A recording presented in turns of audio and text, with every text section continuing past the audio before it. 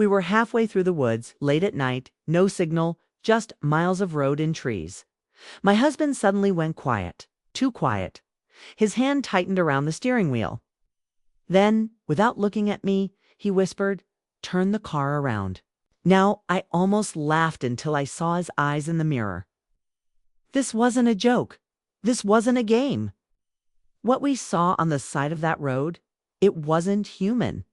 And if I hadn't listened to him, we'd both be dead. When I first met Jake, I thought he was just quiet. The kind of man who didn't interrupt, didn't show off, and didn't seem to mind silence. I was the one who filled space talk too much, moved too fast, laughed too loud. And yet something about him felt grounding, like he could steady a storm just by standing in it. We were opposites in the most poetic way. I'd book last-minute trips without checking the weather, while he'd read emergency protocols for hotels before unpacking. Our first date wasn't flashy. No rooftop view or five-star dining, just coffee at a place. He chose carefully because it was near 2 exits and not too crowded. At the time, I found it endearing, even sweet. He listened more than he spoke. But every time a stranger walked past our table, his eyes flicked up just slightly, watching, measuring. Back then, I chalked it up to shyness, or maybe some kind of social anxiety. He never talked about his past, not in the way people usually do. It was like there were parts of his life he had permanently archived, deliberately tucked away. I never pushed. Maybe I should have. We moved in together a year later. It was easy. So easy, it felt like cheating life. He never raised his voice, never made me feel small. He did things quietly, made the bed every morning, always drove at night because he trusted his eyes more than mine after dark, and kept a go bag in the closet. For emergencies, he said when I asked. Like that was explanation enough. I used to joke that he was one disaster away from building a bunker. He'd just smile softly and say, "Hope for the best, plan for the worst." I'd roll my eyes and kiss his cheek. It became a game between us. I'd leave the window open, he'd close it. I'd forget to lock the door. He'd triple check it at night. I teased him endlessly, but deep down, I think I liked how safe he made me feel, Evan. If I didn't understand why, our life was simple. We'd eat dinner at the same time every night, sit on the porch in silence while the sun disappeared behind the pines. He'd tell me what birds were flying overhead. I'd tell him about office drama he didn't care about but listened to anyway. When my mother fell sick and I broke down in the kitchen one morning, he didn't say anything. He just wrapped his arms around me and held me for what felt like forever. He didn't try to fix it. Kate just stayed. But there were moments, little flickers. Times when something shifted behind his eyes and his smile wouldn't reach quite as far. One night we were walking home from dinner when a man stepped too close to me on the sidewalk. Jake moved so fast I barely registered it stepped between us. Body stiff, hand at his side like muscle memory had taken over. The man walked on, oblivious, but Jake's eyes followed him for a full block. Afterward, I asked if he was okay. He just nodded and muttered, "Didn't like the way he looked at you." I shrugged it off, but that night he barely slept. I learned not to ask certain things. Like why he always carried a flashlight in his glove compartment, even though our phones had them. Or why he took different routes home every few weeks. Claiming traffic patterns had changed. It's strange what you accept when someone loves you, right? I didn't need to know everything. He was loyal, calm, always a step ahead. I thought his habits were just quirks. I told myself everyone had them. Jake's were just ... more intense ... Looking back, I think I knew. Not consciously, not in a way I could name. But I felt it in the pauses between his words, in the way he always scanned the room first. Like he'd seen something once and never wanted to see it again. But I was happy. And when you're happy, you don't ask too many questions. You trust. The man beside you, you trust his silence. At least I did, until the night in the forest when Jake's silence finally broke. And what he said next made me realize just how little I really knew the man I married. We'd been planning the trip for weeks. Nothing fancy, just a quiet weekend in a rented cabin 3 hours out of the city. Jake had picked the place after combing through dozens of listings. Minimal neighbors. Good elevation. Only one road in and out, he said, like those were desirable features. I laughed at the time. To me, it sounded like a murder mystery setup. To him, it was a checklist for peace of mind. We left on a Friday afternoon, tossing a small duffel bag into the trunk and stopping for gas and snacks at a station just before the interstate. I took the wheel. Jake rarely drove unless he had to. He said he liked watching the world go by too much to stay focused on the road. It was one of those small things I loved about him. He made even the simplest things feel deliberate. The first hour was filled with lazy conversation and the kind of music you only play on long drives, soft, nostalgic, a little melancholy. The sky was clear, the roads mostly empty, and for a while, it felt like we were escaping something, though I couldn't tell you what. As the highway narrowed into a 2-lane road, the landscape began to shift. Wide open fields turned into thick clusters of pine. The sun sank lower, staining the treetops orange. I remember looking over at Jake and seeing his brow furrowed slightly, his gaze fixed on the side mirror. "You good?" I asked, nudging his arm. He blinked, then smiled a little. "Too fast?" "Yeah, just thinking."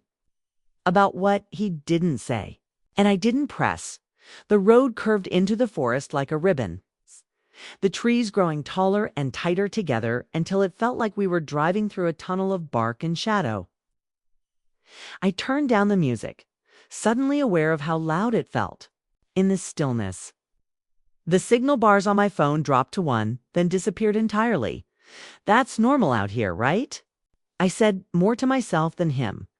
Jake nodded slowly. "Should be." But his eyes hadn't left the mirror. For a while, we didn't talk. The silence between us wasn't awkward. It was loaded, expectant. I started noticing things. How Jake kept checking the rear view every 30 seconds.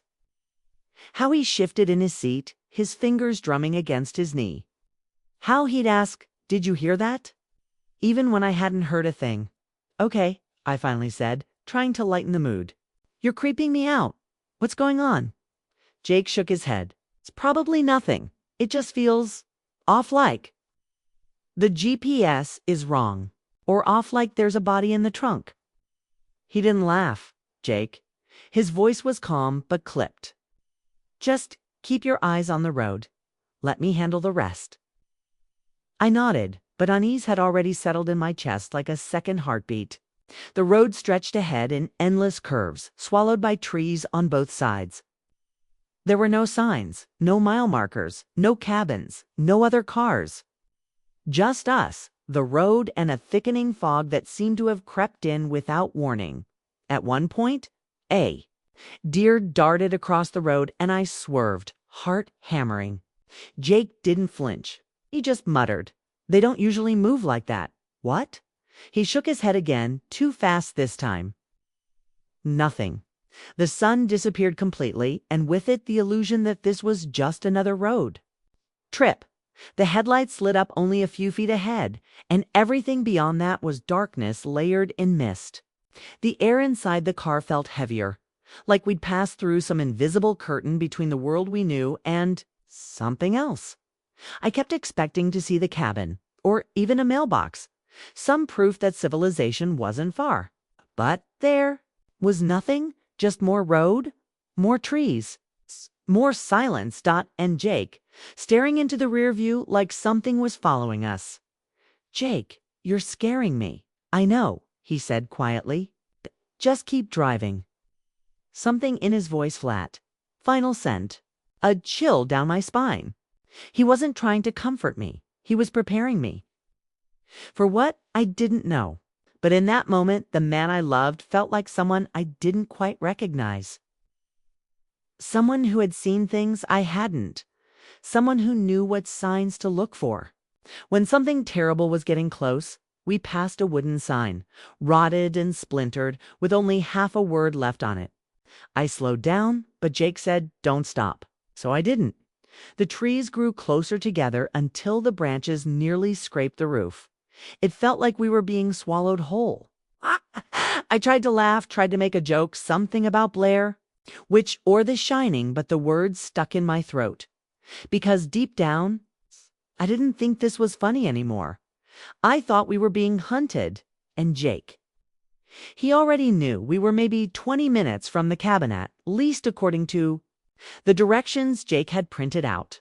The GPS was still dead, the forest thicker than ever, and the road had narrowed to a single crumbling lane with gravel biting at the tires. I'd been gripping the wheel too tightly, but Jake hadn't said a word for the last few miles. His eyes were still locked on the side mirror, lips slightly parted like he was about to speak, but couldn't find the words. "Okay," I said, half joking. "Seriously, what is it? You're acting like?" "Turn the car around," he said suddenly, his voice barely more than a whisper. I blinked. "What?" He didn't look at me. "Turn the car around now." There was something in his tone, quiet, strained but sharp. It was not a suggestion. It was an order. "Jake, we're almost there. What are you talking about?" His hand reached across the console, not to touch me, but to slowly push the steering wheel, urging it toward the edge. I said, "Turn around." Swatted his hand away, confused and getting angry. "What's going on? You're scaring me." His voice cracked. "Please don't argue. Just turn around. I'm begging you." And that's when I saw it. At first I thought it was a person, a woman, maybe. She was hunched over by the ditch on the right side of the road, half covered in mud, her hair wet and stringy. Hanging like seaweed over her face, she wasn't moving, at least not exactly.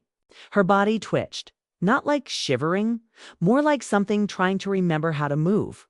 Her arms jerked forward, then froze. Her spine bent unnaturally, like something had been broken and badly reset.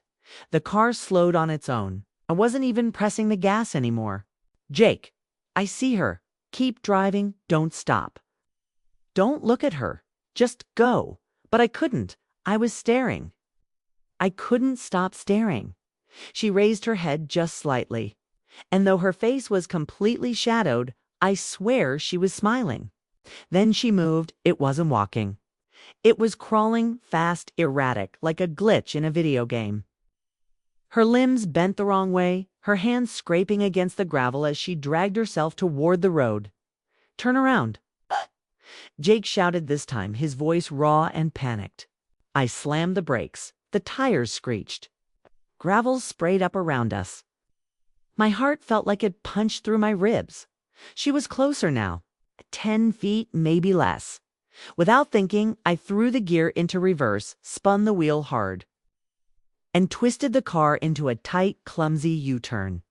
Jake leaned out the window, watching the tree line behind us as I punched the accelerator and started tearing back down the road we came from. There was a scream. It didn't sound human. It was high-pitched, shrill, like metal screaming underwater. My vision blurred for a second, and I nearly swerved into the trees. But Jake's hand gripped my thigh tightly. "She's not real," he said under his breath. "She's not real. She's not real. She's not real." But she had looked real. More real than anything I'd ever seen. Real enough that I could still hear the scraping of her hands across the gravel. I didn't ask questions. Not this time. We drove fast to fast, but Jake kept his hand on the dash, bracing for every curve like his body already knew where they were. I couldn't speak. My mouth was dry, my knuckles white on the wheel. Every turn, every shadow between the trees felt like it was hiding her. I kept glancing in the mirror even though I didn't want to see. At one point we passed the broken sign again. That half word. Tried to remember what it had said before, but my brain wouldn't work. All I could hear was the scream. Jake reached into the glove box and pulled out a flashlight. Not to use, just to hold. His fingers were trembling. "I need you to listen to me very carefully," he said after a while. "If anything happens, if I tell you to stop, or keep going, or not to turn around you, do it. Without asking, understand." I nodded, though I wasn't sure if I did. She looked human, I said finally, my voice small. But she wasn't. Jake didn't answer. He stared straight ahead, lips pressed together, the muscle in his jaw twitching. Something about the way he looked, then stiff, alert, trained, terrified me more than the thing in the road. Because it made me realize this wasn't new to him. He'd seen something like that before, and that meant it was real. We finally reached the split in the road where pavement met forest again. As soon as the tires hit the old highway, Jake let out a breath that sounded like it had been held for years. He didn't lean back, didn't relax, just watched the trees in the mirror until they were gone. I pulled over at a gas station miles down the road. It was lit by a single flickering bulb and completely empty. I sat in the car, trembling, my mind still trying to make sense of what we'd seen. Jake got out and threw up in the dirt. We didn't speak for a long time, but I knew deep in my bones that if I hadn't turned the car around when he told me to, something else would have followed us home. Or maybe it already had. We didn't talk much on the drive home. Every word felt like a weight we couldn't carry. The silence wasn't cold, it was necessary, like both of us were trying to hold our minds together with invisible thread. Jake stared out the passenger window the whole ride, one hand clenched tightly around that flashlight, even in broad daylight. When we finally pulled into our driveway, the world felt too normal. Birds chirped. A neighbor waved while walking their dog. The sun poured through the trees like nothing had ever gone wrong, was all too clean, too safe, like the universe was pretending the night before had never happened. I parked the car and turned the engine off. Still, we didn't move. Jake was the first to break the silence. I need you to promise me something. I looked at him. He hadn't met my eye since before the scream. Okay, I said, if I tell you something, you can't repeat it. Not to your friends, not to your family, not even in a joke. He was still gripping the flashlight. His knuckles were white. I promise. He looked at me then, really looked at me, and I saw the fear behind his eyes. It wasn't the kind of fear that came from surprise. It was old, familiar, the kind that had been buried but never left. I used to work for a program, he said slowly. It wasn't military, not officially. It was surveillance, for things that didn't make it into newspapers. I didn't speak. I just let him keep going. There are classifications. For sightings, codes for the way something moves, how it behaves, what it might be capable of. Green is explainable. Yellow is concerning. Red means it doesn't follow any rules we understand. He paused. His voice trembled when he continued. I haven't seen a red-coated posture in years. But last night that thing by the road moved exactly like one I saw during a containment breach. Same angle of the spine. Same snap in the limbs. Like it was pretending to be human, but didn't quite know how. I felt the blood drain from my face. Jake, what do you mean containment? He shook his head. I can't give you more. I shouldn't have said even that. I sign things. Deep things. The kind they don't expect you to survive breaking. But you left. He nodded. I left because I couldn't live like that anymore. Seeing things no one talks about. Watching people vanish. Watching cover stories built in real time. I thought if I left, if I kept my head down, I could have a normal life. He looked away again, jaw tight. You were the first normal thing that ever made me feel safe. Safer than the job. Safer than protocols. That's why I never told you. I didn't want to bring that world into this one. Swallowed hard, trying to keep my hands from shaking. So what was it? What did we see? He didn't answer at first. Just stared at the floor of the car. There are things in this world that don't want to be seen. But sometimes they let you see them anyway. And that's when you need to leave. I felt my stomach knot. Are we still in danger? I don't know, he said quietly. Probably not. If we'd stopped, if we'd opened the door, it might have marked us. But we left fast. That matters. We sat there a while longer, the daylight pouring in like it could disinfect everything we couldn't name. I looked at him, really looked at him, Realized this man had been carrying the weight of unspeakable things for years. And still, somehow, he had made me feel safe. All that time, I'd thought his caution was just anxiety, just trauma, just quirks. But now I saw the truth. He hadn't been afraid of life. He'd been afraid for it. "You saved us," I whispered. Jake exhaled, finally releasing the breath he'd held since the woods. "Not yet," he said, "but I'm trying." I reached for his hand and he let go of the flashlight, finally letting our fingers tangle together in the quiet. Whatever he'd seen before, whatever secrets still lingered behind the things he couldn't say, trusted him now more than ever. Because when the world broke open for a moment and let the dark seep through, he didn't freeze or run. He told me to turn around. And I listened. For the first few days, it was easy to pretend things had gone back to normal. We made coffee. We folded laundry. Jake trimmed the hedges like he always did on Sundays. It felt like we'd slipped back into the skin of our lives, even if something beneath it had shifted. But then, the little things started happening. It began with the garage door. We were watching a movie, something light and funny, our way of pushing away the weight in the corners of our minds. And then we heard it, the soft grind of the garage motor. Jake froze mid-laugh. I muted the TV. The door was rising. Jake grabbed the flashlight before I could say a word. He moved to the hallway without a sound, like he'd rehearsed this exact moment in his head 100 times. I followed, clutching a kitchen knife like it would actually help. The garage was empty. The door stood open, the cold air seeping in. Nothing inside was disturbed, no footprints, no signs of forced entry. But Jake's face told me everything. He knew it wasn't random. We changed the code the next morning. He added another deadbolt to the back door. I didn't argue. The following night, our neighbor's dog disappeared. It was an old shepherd named Duke, the kind of dog that barked at leaves and barely made it up the stairs. Mrs. Connors knocked on our door in her robe, wringing her hands, asking if we'd seen him. I told her no. Jake stood behind me, arms crossed, watching the tree line across the street instead of her face. We helped her look for over an hour, calling Duke's name under our breath like we knew he wouldn't come. His leash was still on the porch. His bowl was still full. 2 days later, Jake found the scratches. He was getting ready for work when I heard him call my name from the driveway. His voice was tight, low, not quite yelling, but not calm either.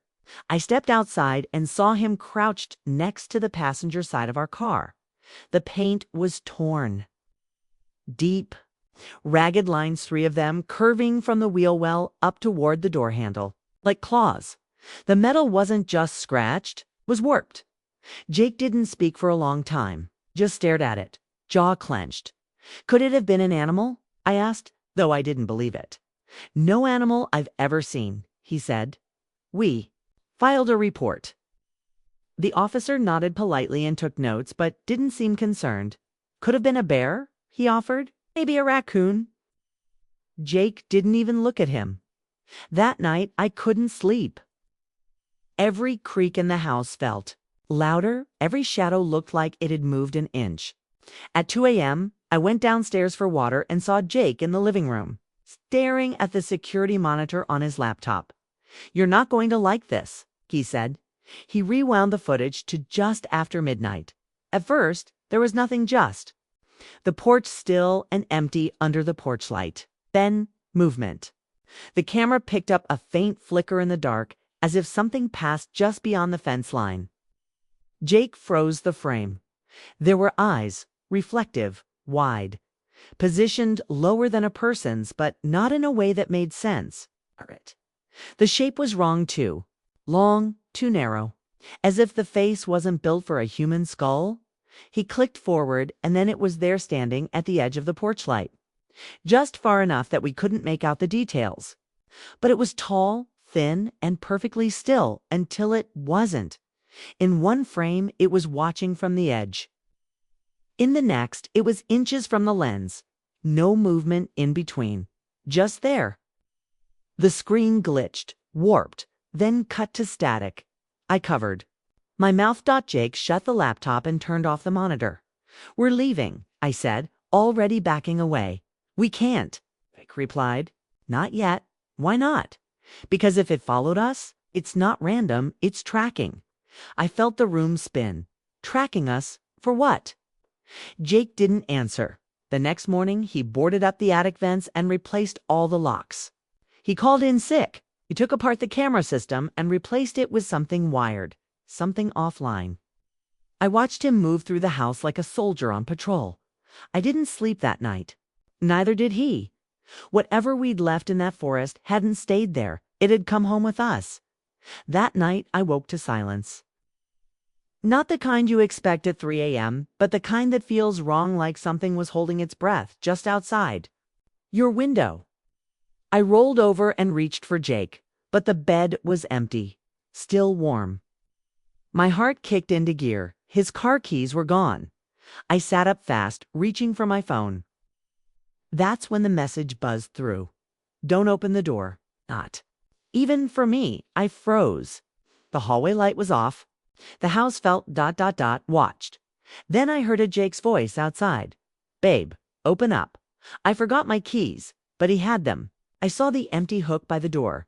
His voice was soft, almost too calm. Come on, open up, it's me. My skin prickled. I didn't move. Instead, I opened the security camera app on my phone with trembling fingers. The live feed loaded slowly, too slowly. Then I saw him.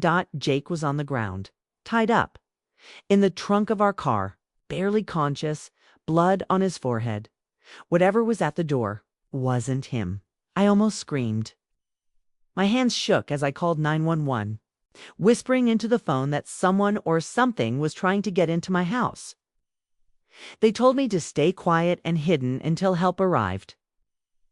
I locked myself in the bathroom, clutching my phone like a lifeline. As the voice outside kept calling, it grew agitated, angry.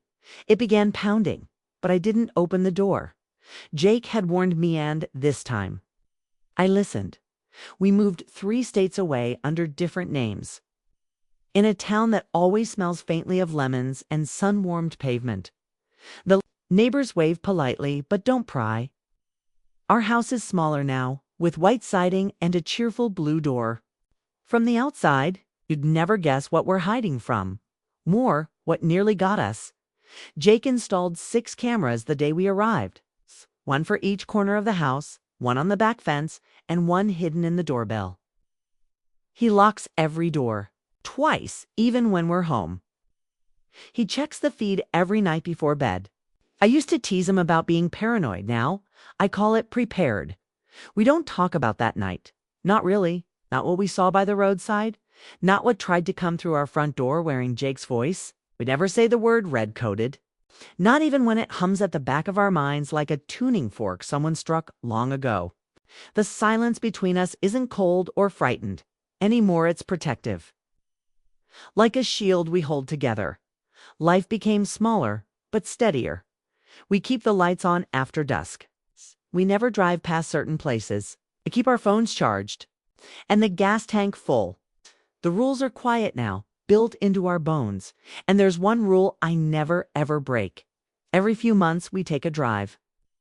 Sometimes to see the ocean, sometimes to visit a roadside diner Jake remembers from somewhere deep in his past. Sometimes we just go because we need to know the world outside still works the same way. That roads still stretch out long and empty under the stars. That the thing we met hasn't followed us here. But every trip ends the same way. Jake will fall quiet at some point. His fingers will tap the window once, maybe twice. And then, without looking at me, he'll whisper it. Turn the car around. He never raises his voice. He doesn't need to. And I don't ask why. I just drive.